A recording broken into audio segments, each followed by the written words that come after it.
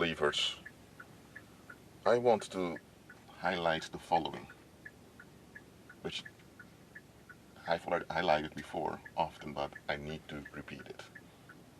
There is no winning with reprobates, just like there's no winning with society. Let me explain to you why.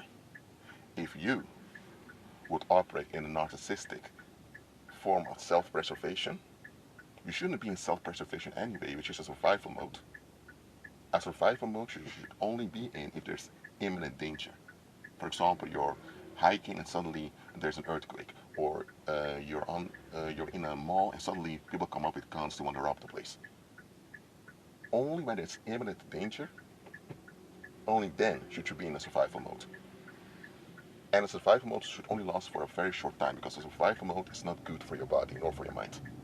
It's a necessity only when needed. So self-preservation isn't something should even be in 24/7. It should even be a lifestyle. But okay. So if you operate in a narcissistic survivor mode, in the sense that you go to your job, you come back home, you don't bother with anyone, you don't intervene with anyone's quote-unquote lives, you pay taxes, you say hi, you're polite, and that's it. If that's what you're doing, people don't have a problem with you. Why? Because they would say, this guy lives here, he says hi, does all of that, but he doesn't show any interest in us. We don't matter to him. He only cares about himself. The moment difficulties come, he's gone. So they'll be upset. And they have a point. But let's say now that you reach out to them. You call them from time to time. You ask them questions about how they are, what's going on with them. Then they can use that against you, saying, who does he think he is? Trying to make the world a better place, as if he's some kind of hero. Nobody asks for a hero. Why is he asking questions about our lives? He should mind his own business. You see what's going on here? So if you ignore them, they'll become upset, and rightfully so, because ignoring people is a spiritual crime. But if you reach out to them, they will use that as a leverage if they want to blackmail you later on. So how can you win with a reprobate? Or how can you win with society? You can't. Whether you do the right thing or you don't do the right thing, sooner or later, they will find some excuse to blackmail you and to violate you.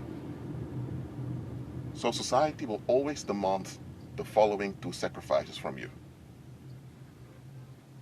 Your time, not your time, but, or better said, your time span in this body, and your mental sanity. Those two sacrifices every society will require of you. Why? Because society wants to be worshipped. Society needs you to energize it. Society wants you to be dedicated to it above all. And to do this, you need to overlook the obvious inconsistencies. And by doing that, you will become mentally ill over time, because you won't be able to think properly. And when you do this, they're happy with you, but over time, you can't think properly anymore. You will develop mental issues, and then they'll blame you for those mental issues, and they will use it against you. So there is no winning with society. Sooner or later, you will be sacrificed. Even if you have a pact with Satan himself, and you have 2 decades of complete ease, after a while, when you're not needed anymore, and the charms work out, you're snatched away. That's how it goes with society, and that's how reprobates operate. So, understand that it's not you, okay? You do the right thing, you end up like Christ, crucified. You do dirty, in some cases they'll tolerate you, in other cases they will use it against you. So when are you safe with this thing called society? You never are.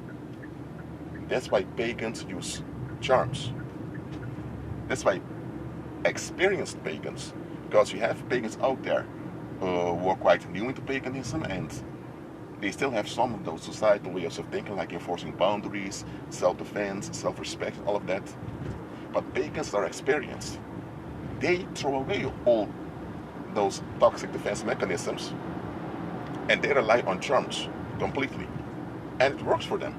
As I mentioned before during my latest live stream, you can have a teenage witch that walks around in sexy clothes and no guy harasses her. Even sexually violent men are happy to see her and they honor her.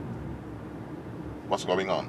She's feminine, and this femininity has a softening effect on other people.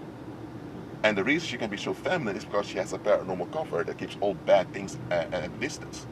So because of that, she knows that for at least several days, nothing bad can happen to her. And because of that, she's confident now in being feminine. And she will find people that will embrace her for that. And then you have other women around, other teenage girls or women in their 20s or older. They don't have a paranormal cover, nor do they have supernatural protection. So they have to watch out whether danger is there or not. And many of them don't have proper knowledge of human sexuality to begin with, so those women end up anxious, and that anxiety causes mental issues for them, and this darkness caused by those mental issues attracts predators. So such women will learn how to use psychological tricks to control other people. That's what they call enforcing boundaries, seeking control of others to be relieved. But over time, this will backfire on them because it will be attracting more bad people because they're operating in dark in this toxic anxiety. So the teenage witch is far more practical in this example than those other women. And that's how pagans in general are. They are practical and realistic. They know that they are vulnerable creatures themselves. They're humble enough to admit this, but they're not smart enough to realize they need Christ. So they admit they're humble enough to admit they're vulnerable creatures and that they can't arrange life by their own efforts. So they rely on cycles of the universe, as they call it in paganism, just to get ahead. And it works for them. That's why you have women out there. Some of them are straight up hoes. They're sleeping around all over the place, all over town, sometimes even beyond the town.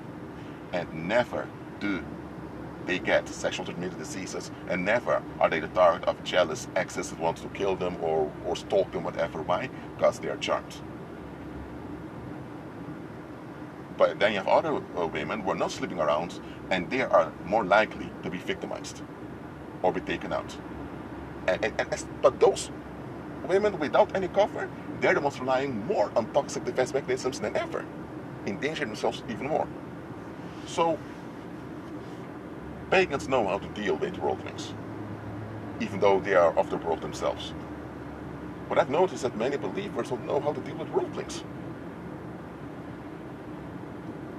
And that's why I'm glad I'm anointed to make these videos, because I'm informing you how to think properly, how to operate properly in a Christ-centered way. When you operate properly in a Christ-centered way, you'll be ahead of pagans. Right now there are too many pagans ahead of believers.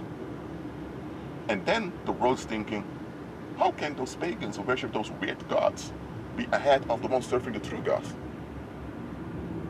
It's because pagans are realistic about themselves, about reality. They're practical.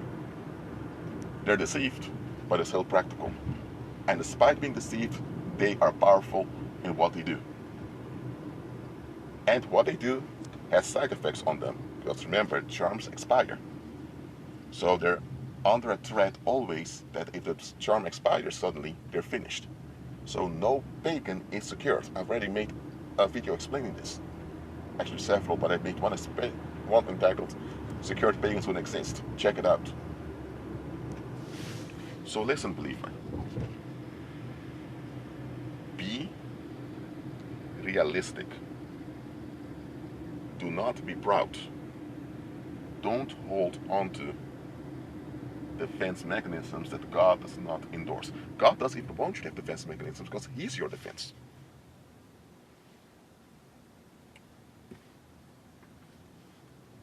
Look, believers, I want you to be prosperous in here and now. I want you to outdo all the pagans around you. I want you to outshine all the people around you. That's what I want for you. I want you to be the one that keeps your community together without it being at your own expense. I want you to be the one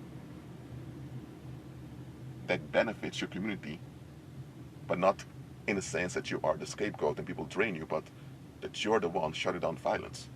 I want that for you. However, there's your part that you ought to do.